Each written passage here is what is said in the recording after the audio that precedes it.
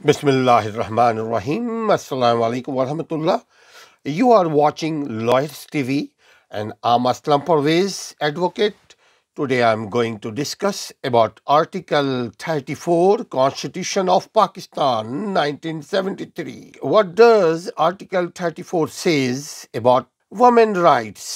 Article 34 says participation of women in national life, national activity in our society. خواتین و حضرات، ہم اردو اور انگریزی دونوں زبان میں بات چیت کرنے کی کوشش کرتے ہیں، اس لیے کہ سننے والے دونوں زبان میں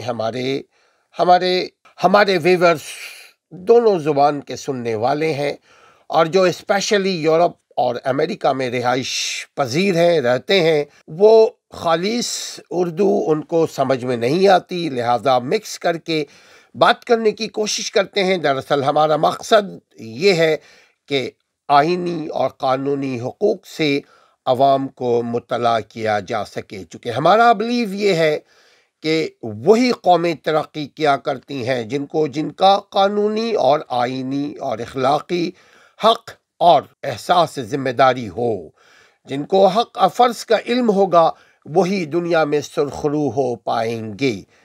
اور اگر آپ دیکھ لیجئے آج کی ترقی یافتہ قومیں، ان کی نشانی یہ ہے کہ وہ جس جہاں میں رہتے ہیں اس جہاں کا تعلیم وہ حاصل کرتے رہتے ہیں. یہی ہمارا مقصد حیات ہے کہ whatever I know I have to share my knowledge with you, because I think knowledge is a powerful tool for successful people. Article 34 says full participation of women in our national life, in our society. Article 34 further says steps shall be taken to ensure full participation of women in all spheres of in all aspects of our life, in all sectors in our life.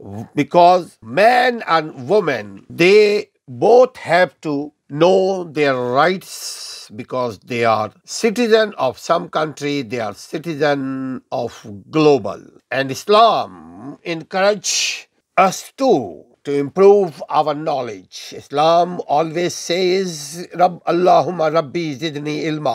Oh God, oh Lord, oh Allah, improve my wisdom, improve my knowledge. For what? If you know about your rights and duty, then you can easily perform your duty and you can get your rights. Article 34 ہماری قومی زندگی میں خواتین کی مکمل شمولیت کو ممکن بناتا ہے.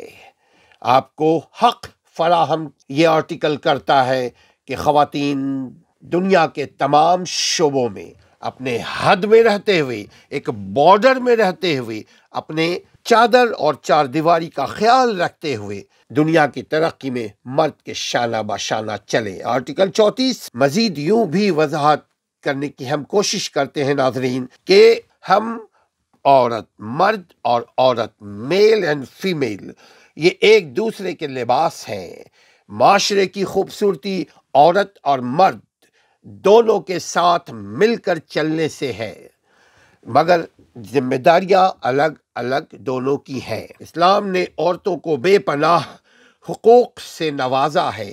کہیں کہیں مرد سے زیادہ عورت کو اللہ نے حقوق عطا فرمائے ہیں، جیسے ماں، مرد کے مقابلے میں 3 گنا زیادہ ریوارڈ ماں کو ملے گا. رسپیکٹ ماں کو دینے کا حکم ہے بچوں کے لیے.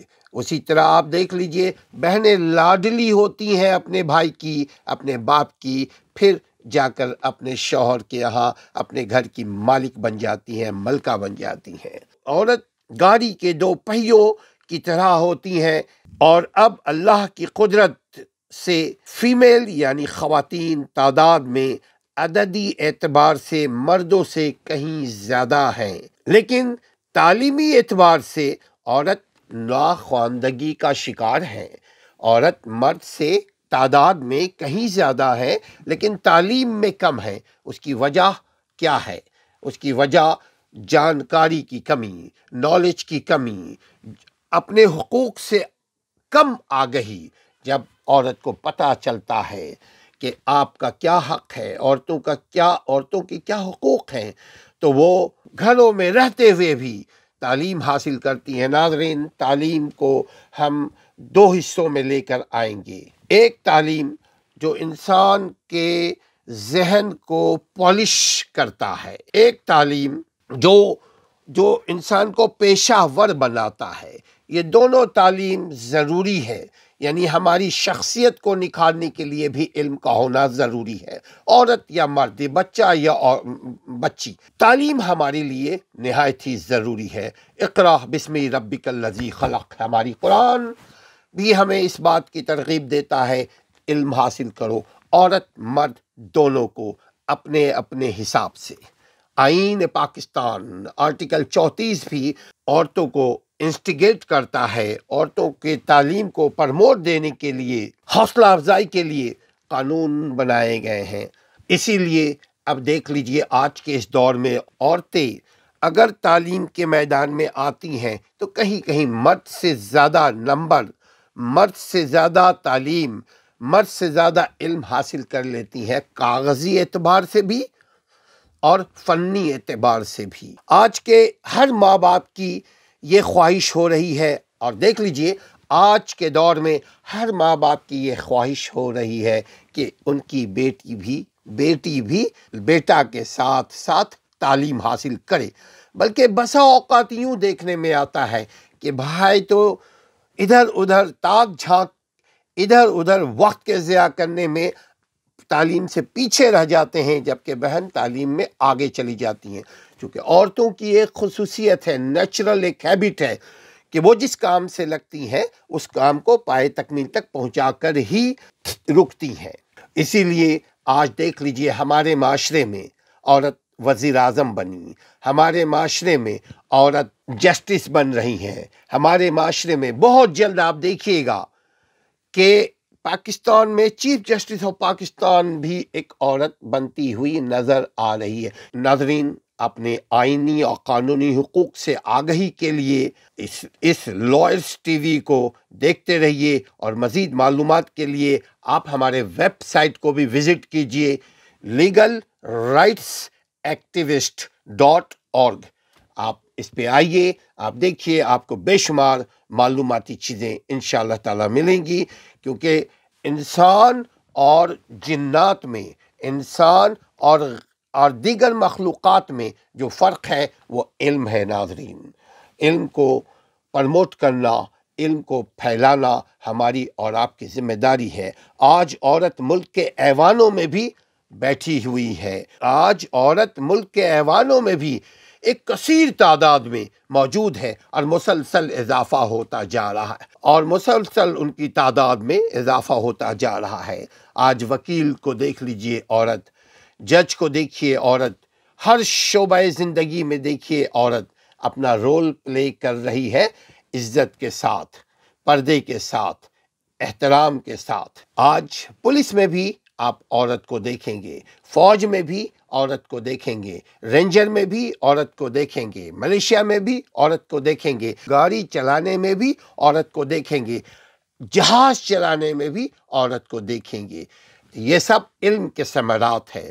ہم اور آپ، خواتین اور حضرات، دونوں ہی مل کر اپنے معاشرے کو بہتر بنا سکتے ہیں۔ آج عورت بازار سے لے کر ایوانوں تک پہنچی ہوئی ہیں، مردوں کے شانہ بشانہ چل رہی ہیں، اور سب مرد اور عورت دونوں ایک دوسرے کے ساتھ تعاون کر رہے ہیں، تبھی ملک ترقی کر سکتا ہے، تبھی معاشرہ ترقی کر سکتا ہے، اور تبھی گھر ترقی کر سکتا ہے۔ لیکن اسلام کے حدود میں رہتے ہوئے، اگر اسلام کے حدود سے باہر نکل جائیں گے تو ایسے تعلیم کا، ایسے تربیت کا، ایسے پیسوں کا کوئی فائدہ نہیں، کیونکہ ان دی لانگ ٹرم اس پیسوں میں خیر و برکت نہیں ہوگی جو غیر اسلامی طریقے سے حاصل کیا جاتا ہو۔ ناظرین، پاکستان میں 1985 کے احوال میں، پاکستان میں 1985 میں صدر ضیاء الحق کی خواہش تھی